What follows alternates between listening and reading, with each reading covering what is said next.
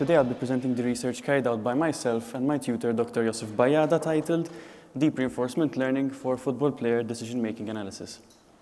So what problem are we trying to solve? So traditional possession evaluation models, such as VAEP and expected threat, provide valuable insights and actionable insights, and they mainly work they're trained on event data. This data mainly consists of, for example, the coordinates of the start action of the start of the action and the destination, the body part used, the distance from goal, and other similar features. As we said, these models provide valuable insights. However, we think that they lack context, as when valuing the actions, they do not consider the position of the teammates and the opposition players when outputting the value. So to address this, we developed decision value, a context-aware decision valuation model. So how did we do this? To do this, we developed a deep reinforcement learning model to value actions based on two key factors. The first factor is the increase observed in value through the traditional possession evaluation models, as well as considering the second factor, the location of the teammates and opposition players on the pitch. And thus, this will allow us to value actions based on the context that they were performed in. So in short, what is reinforcement learning? So reinforcement learning is a machine learning paradigm where an agent is placed within an environment and the agent is given rewards for the actions that they take. If we give the agent a positive reward, it means that we are rewarding this behavior and we would like to see it replicated in the future. And if we give the agent a negative reward, then we are telling the agent to avoid this behavior in the future. So the agent will continue to take actions within an episode until the episode ends, when we would say that a terminal action has occurred. So initially, the agent will start to act pseudo-randomly, and as more episodes pass, the agent will start to learn how to behave more in line with the reward function that we would have defined. So now we'll go into detail how we adapted this to our work. So in our work, the environment is considered to be the pitch, containing also the position of the teammates and the opposition players. The agent is considered to be the player with the ball at their feet. The episode starts when the team gains possession of the ball, and the episode will end when the team loses the possession of the ball. And now we will go into how we implemented each of these features. So how are we representing the environment or the state representation? So we are doing this through 4 images, as you can see. The first 3 images contain the location of the actor, so the agent with the ball at their feet, their teammates and the opposition, and this is how we are representing the pure coordinates of these players. And the 4th image that we are using is obtained using a pitch control model that we developed, where the darker areas of the pitch correspond with areas that, should the ball be placed at that particular location, we would expect the team that has possession of the ball to lose possession. And in a similar way, the lighter areas in this image represent areas of the pitch that, should the ball be dropped at that particular location, we would expect the team to retain possession of the ball. So through these 4 images, we are representing the state or the context of a particular action. We chose this method to represent the state, as it allows us to generate a representation for any number of players, as we could not rely on all 22 players being available. So this gave us some flexibility, and also the players are unlabeled in the dataset that we had. So how are we representing the action itself? So we're representing the action through a vector or an array of length 7. For this work, we considered actions of the type pass, carry, dribble, clearance, and shot. And to represent the type of action that is being taken, we would set the value of that particular index to 1. So in this particular example, you can see how the action is clearly of type pass. We also represent the location of the destination of the action, so where that action is resulting, and that can be seen as the two last values, the x and y coordinate, and they are the normalized values of where the action has been carried out. Now we can move on to one of the most important aspects when developing a reinforcement learning model, and this is devising the reward function. So which actions do we want the agent to learn to take in the future? Do we want them to encourage them to be taken by giving them a positive reward? And which actions do we want the agent to avoid learning to take in the future by giving a negative reward? So in our work, we split the reward that is given to the agent based on the type of the action that the agent is taking. So if the action is a shot, then the reward that we will give to the agent is the expected goals of the shot. So this means the higher the expected goals of the shot, the higher the reward that we will give to the agent. So in this way, the agent will only earn high reward values if they are taking high quality shots. If the action isn't a shot and the possession is lost, then you can see that the reward is a negative constant. This was done to teach the agent that losing possession is not a desirable behavior. So we're giving it a negative constant reward to teach it to avoid this behavior. In the other case, where possession is retained and it is not a shot, then we use a second function called R of P, which we will go into now. So how do we reward the agent if the possession isn't lost? So we do this through two main factors. The first factor is the increase observed in the value of possession as valued by a traditional possession valuation model, such as expected threat or VAEP. So the reason behind this is if the action, the reward will correspond with how much the action has increased the value of possession. However, to consider the context, we are scaling this increase by the value obtained from a pitch control model. So the pitch control model, as we mentioned earlier, has values of 0 for areas of the pitch that we would consider to be owned by the opposition, and values of 1 for areas of the pitch that we would consider to be owned by the teammates. Thus, by scaling back this increase by the value obtained from the pitch control model, we are scaling back the reward by how likely it is that possession is retained, or how risky the action is. Sort of, if the action is not very risky, then we are increasing or not scaling back the reward as much. And to make this more clear, we have an example in the next slide. Regarding the possession evaluation model that we used in this work, we considered works such as expected threat and VAEP, and research showed that VAEP has a better evaluation of the risk-reward trade-off in certain scenarios. In the end, we made use of the StatsBomb on the ball valuation model as it has a better performance in certain edge cases. So this is the possession evaluation model that we are using in this work. So as for the example, you can see that the sample action that we have displayed, at the start of the action, the possession evaluation model would have valued the action at 0.1, for example, and at the end, it is 0.2. So the increase in this case is of 0.1. Now, we are going to scale that back by the value obtained from the pitch control model. And as you can see here, surrounding the red circle, the pitch control model says it's a value of 0.95, and that is indicated as most of the area is white. So if the ball is to be dropped at that location, then we would expect to retain possession. So we are only scaling back that increase that we observed from the possession valuation model very slightly, only by 5%. So the final calculation is 0.1 multiplied by 0.95, and that would be the reward that we assign to the agent for this particular example. And now we can move on to the results that we observed, and also some possible application scenarios that we thought were interesting.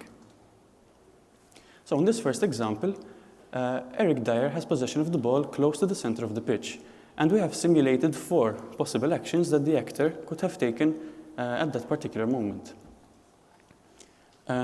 So the action that receives the lowest decision value is the pass to the left wing. And this could be due to the fact that it is quite far away, and also there are a few opposition players marked in blue in this area of the pitch. The pass marked in orange, even though it is quite close and indicating it might be easier, also receives a lower value as there are opposition players surrounding this area of the pitch. In fact, in this case, the highest decision value is assigned to the pass marked in blue.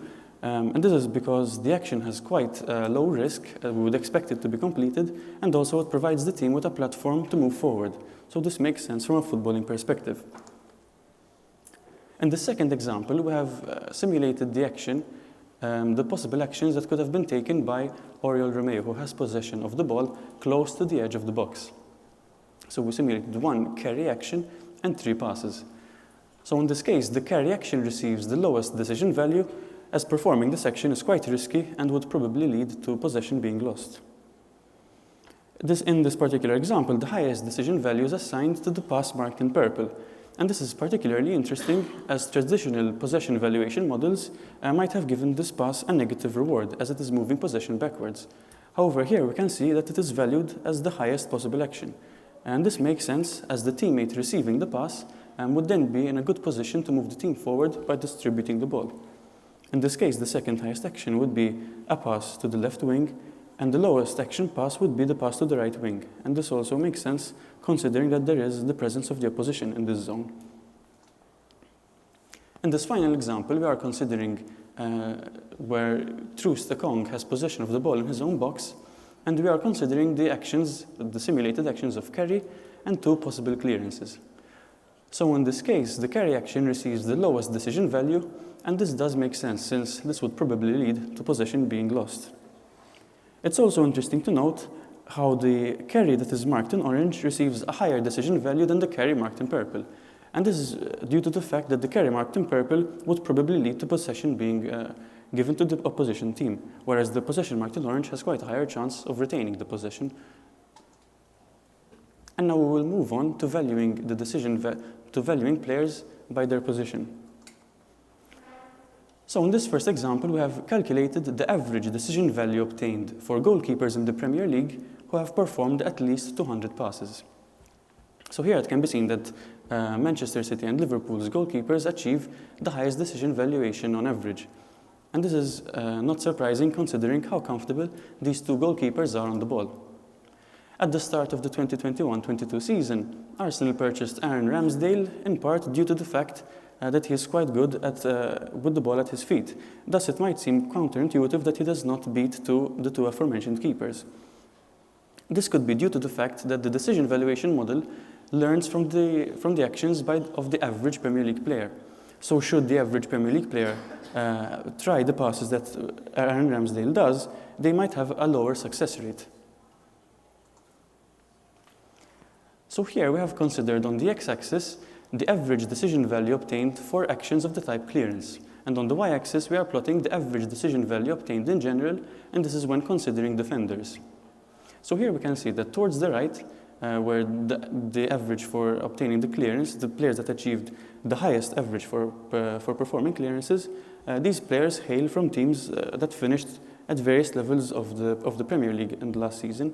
So knowing when to clear the ball effectively is quite an important skill. At the top, we can see the players that achieve the highest decision value on average for defenders, and here we can see that these players correspond with the players that play for teams that achieved quite a high finish, such as Laporte, Ake, and also Ruben Dias. It's also interesting to note the inclusion of the youngster Trevor Chalobah and the player in Shane Duffy, who might not typically be associated with being one of the best defenders, but here we can see he achieves quite a high decision value on average. So due to the granularity provided with the StatsBomb data, we can observe which actions were performed under pressure. So on the x-axis, we have plotted the average decision value obtained by players when under pressure, and on the y-axis, we have plotted the average decision value obtained when not under pressure, and this is when considering midfielders. So on the top right quadrant, which is the most desirable location to be in this chart, we can see midfielders that you would traditionally consider to be press resistant, such as Mateo Kovacic, or Kevin De Bruyne, or even Bernardo Silva or Rodri. Here we can see that being able to take good decisions even when under pressure seems to be an important aspect or an important quality for teams that do well in the league, as most of these players do play for teams that do well in the league. It's also interesting to note the inclusion of youngsters Sambi Lokonga and Oliver Skipp, as well as Adam Lallana, who does not play for one of the teams that traditionally performs well in the league. So this is interesting to note. So here we have considered attackers, and we have plotted on the y-axis the average decision value obtained from carries, and on the x-axis the average decision value obtained from passes. And here we can see that for these 2 categories, the decision value tends to act more as a property of the player. So this is interesting to note as it does tend to stay consistent between these 2 actions for players. It's also interesting to note that in this regard, once again, the top right corner is the most valuable location to be. Manchester City have 5 players here, And this might give some validation as to why they chose to sell two of their attacking players in Raheem Sterling and Gabriel Jesus, as they have plenty of players capable of playing in these positions, in Foden, Mahrez and Grealish. In this chart, we have considered strikers, and on the y-axis we have plotted the average decision value obtained per shot, and on the x-axis we have plotted the number of shots they are taking per game. So here, once again, the most valuable location is towards the top right corner, and here we can see players who are typically associated with being prolific goal scorers, such as Cristiano Ronaldo, Heung-min Son, Harry Kane and Mohamed Salah. This is due to the fact that they are making the right decisions with regards to the moments that they are shooting, as well as they are making a high number of shots. So these two factors paired together means that they are most likely to be prolific goal scorers. And now we will move on to analyzing the teams themselves using the decision valuation model. So here we have plotted two tables. So in the first table we are showing the teams in order of the points that they achieved, the actual points they achieved that season. And on the right we are showing them ordered by the average decision value obtained by their players throughout the season. And here we can see quite a high correlation between the two.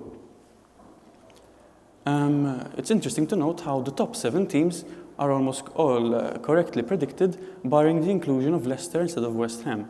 It's also interesting to note how high up Brighton are in this regard, and they are close to playing European football according to this ordering. Most football fans would argue or agree that the top 2 teams in the league were Liverpool and Manchester City. And while the model, when ordering by average decision value obtained, does confirm that Liverpool do achieve a top 4 level decision value on the ball, the results suggest that some of Liverpool's best work might come off the ball in their highly intensive pressing that they employ when they lose possession, which might force opposition teams to surrender the ball in valuable areas, which might give them a lot of success. At the other end of the table, the ordering by average decision value also correctly predicts the 2 of the 3 relegated teams in Norwich and Burnley. It's interesting to note the inclusion of Brentford here, as most would expect them to have finished quite higher up. And in this regard, it's interesting to note that Burnley scored quite a high percentage of goals from set pieces, as well as they also do employ quite effective pressing. 2 factors that are not currently being recorded by our model. So for this chart, for each particular zone that you can see, we have found the average decision value obtained by Premier League teams. And then for each team that we have shown, we have found the difference between the Premier League average and this particular team. In this chart, lighter colors indicate an overperformance over the Premier League average, and darker colors indicate an underperformance over the Premier League average. So it's interesting to note in the example of Manchester United that the darker zones correlate with positions that are typically occupied by the left back, the centre back, the central midfielder, and the right winger, as well as the striker. This is interesting to note, as these are the positions that Manchester United, barring the inclusion of the striker, chose to reinforce in the transfer market this season. So the same chart for Manchester City shows that it's mostly light colors, which is positive, as this means that they're making good decisions across most zones of the pitch. The darkest zone in this case is the zone that is typically occupied by the striker. This is particularly interesting as Manchester City chose to invest quite heavily in Erling Haaland this season. And this shows that the model obtains decision values that are consistent with the transfer activity that teams are carrying out. We have computed 2 of the same diagrams for Liverpool and Chelsea. And in the case of Chelsea, there were quite a few eyebrows raised at the fact that they chose to invest quite heavily in Marco Correa, a position that most did not think needed investment. They also chose to invest in a young goalkeeper, as well as 2 strikers in Pierre-Emerick Aubameyang and Raheem Sterling.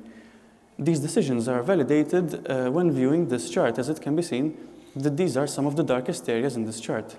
And with regards to Liverpool, some of the darkest areas are the areas in central attacking midfield, in striker, and as well as that right-back area. This is interesting to note, as Liverpool did, in fact, invest quite heavily in the striker Darwin Núñez, as well as getting midfielder Artur on loan. The area on the right back area could be due to the fact that Trent Alexander-Arnold does tend to take actions that are very difficult to carry out. Thus, if it was an average Premier League player, they would probably see a much lower rate of success. So, future work. Even though the results we achieved are promising, there is still room for future work. And this is mainly in the creation of the pitch control model. So, when creating the pitch control model, we are not considering the velocity of the players or the direction that they are looking in. So this is something that should be, if it were addressed, it would lead to possibly interesting results. We are also only considering the players that are present within the view of the broadcast camera. So if we had the position of all players present, it could also lead to interesting results. So thank you for your attention. That has been the presentation.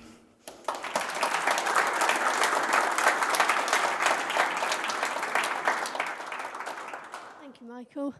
This on. Has anybody got any questions for Michael?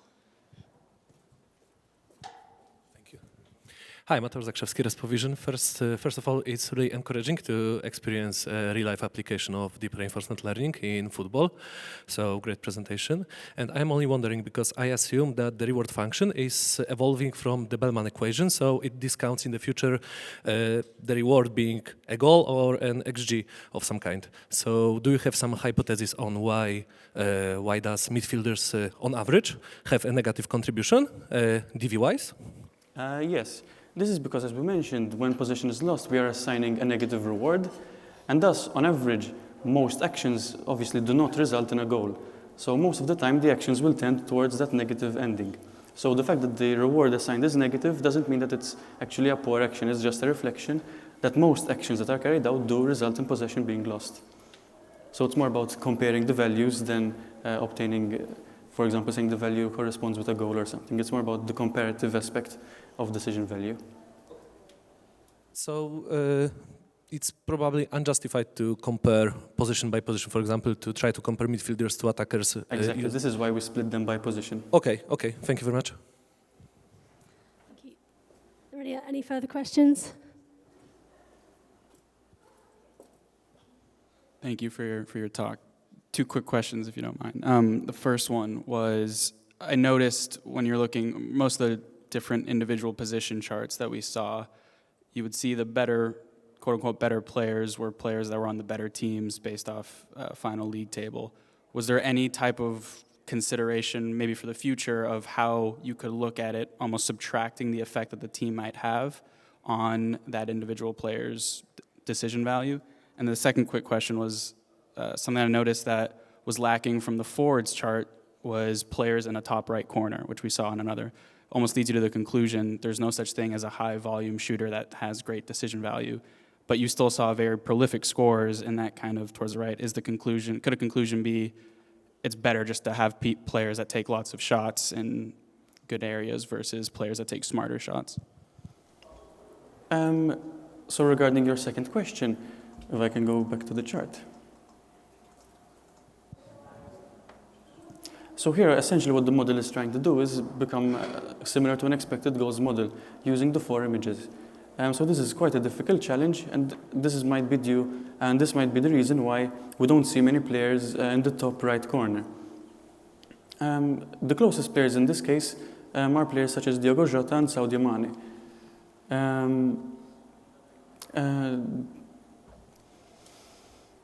I think the fact that we are trying to learn the optimal moment to shoot from the images might be reflected in the fact that wouldn't be as accurate as if you tried to predict the probability of a goal using just the event data. So this is probably why we don't see players who are directly in the top right quadrant. And regarding your first question, could you kindly repeat it? Yeah, of course, no worries. It's something that was top of mind because William Spearman was talking about it downstairs about if you look at XG for an entire league, you're going to see the top players are on the best teams by league position. So you could consider it some type of noise, and I was wondering if there was any consideration in the future of looking at decision value, trying to subtract away that type of noise of the team that they play on. Yes, when developing the The model I did as a part of an experimentation train it not on the actions of all the teams, but only on a subset of a particular team, and the results are actually quite similar. So this shows that actually these actions are just, so for example, let me find the teams. These teams are the ones that align closest with the reward function. So if we maybe wanted to reduce the disparity between the teams at the top and the teams at the bottom, it could be interesting to play around with the formulation of the reward function. And this may be something interesting to look into. Just wondering, what's the motivation of having a constant negative penalize? Yes, because when we tried it without it, sometimes the agent would simply learn that the best action is, wherever you are, go and score, because it isn't considering the fact that it might lose possession. So when we introduced this the negative reward when possession is lost, it made the results a lot more realistic, because most players don't just dribble past everyone and score. But do you want to penalize more, like say if you lose the ball in your own penalty area, rather than lose the ball in like opponent's penalty area? Changing the constant depending on the position could be an interesting future improvement. Yes, I agree. For now, we left it as a constant wherever the ball is lost, but maybe changing the value of that constant depending on the area could be an interesting thing to look into. Because you already have the opponent's like XG gain and as well, so you can probably implement that. Yeah, thanks. Could be interesting to look into, really. Great, thank you very much, Michael.